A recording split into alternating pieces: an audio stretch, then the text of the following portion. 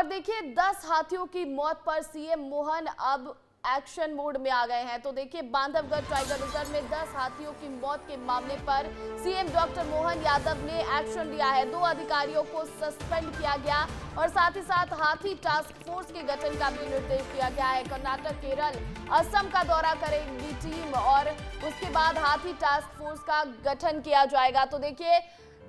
उमरिया के Bandhavgarh tiger reserve में जिस तरह से 10 हाथियों की मौत का मामला सामने आया, उसके बाद से लगातार मोहन सरकार एक्शन मोड में नजर आ रही है और सीएम ने अब बैठक ली और बैठक में 2 अधिकारियों को सस्पेंड भी कर दिया है और साथ ही साथ हाथी टास्क फोर्स के गठन का निर्देश दिया और टीम जो है वो कर्नाटक, केरल और असम का दौरा करेगी और उसके बाद हाथी टास्क फोर्स का गठन किया जाएगा।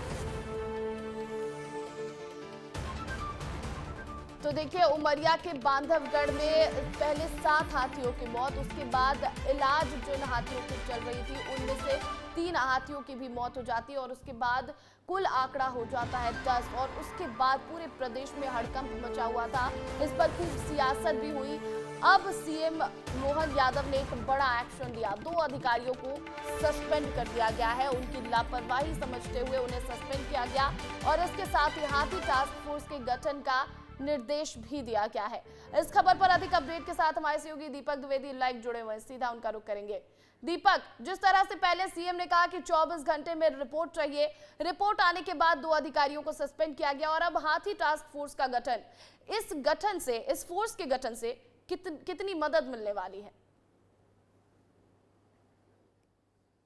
जी बता दूं कि हाथी टास्क फोर्स जो मानव और हाथी के बीच संघर्ष चल रहा है उसके लिए ज़रूरी हो गया है, क्योंकि यदि हम बात करें जिस तरीके से 10 हाथियों की मौत हुई है उसके जांचों के बाद कारणों का तो पता चला और जिन्होंने लापरवाही बरती उनके ऊपर कार्रवाई की गई। उसके बाद अब ये टास्क फोर्स जो गठित की जाएगी, राज्य स्तरीय जो बड़े अधिकारी उनके अंडर में टास्क फोर्स काम करेगी, कहीं ना कहीं हाथी की निगरानी पर ध्यान रखेगी। प्रतिज्ञा ये बता दूँ कि यदि हाथी की यदि हम बात करते हैं, यदि वो 100 साल पहले भी किसी रास्ते से यदि गुजरा हो तो उसे वो रास्ता अपना याद होता है, उसको टेरिटरी याद होती है। और इसी के बीच मानव और हाथी का जो संघर्ष चल रहा है, तो कहीं ना कहीं किस तरीके से मानव को भी वहां से विस्थापित करना है जहां पर उनका रूट है और किस तरीके से उनके भोजन की व्यवस्था की जानी, इसको लेकर टास्क फोर्स काम करेगा, जिसके चलते कि जो जंगली हाथी है उनकी किसी भी तरीके की मौत ना हो, क्योंकि उनकी मौत होने के बाद उनके जो साथी होते हैं वो बड़ा उपद्रव मचाते हैं और कहीं ना कहीं सरकार पर भी बड़े प्रश्न खड़े होते हैं, वन विभाग पर भी बड़े प्रश्न खड़े होते हैं कि आखिरकार वे उनकी निगरानी क्यों नहीं कर पा रहे थे। ये टास्क फोर्स का काम रहेगा कि उनकी कैसे सुरक्षा की जाए, उनका कैसे रूट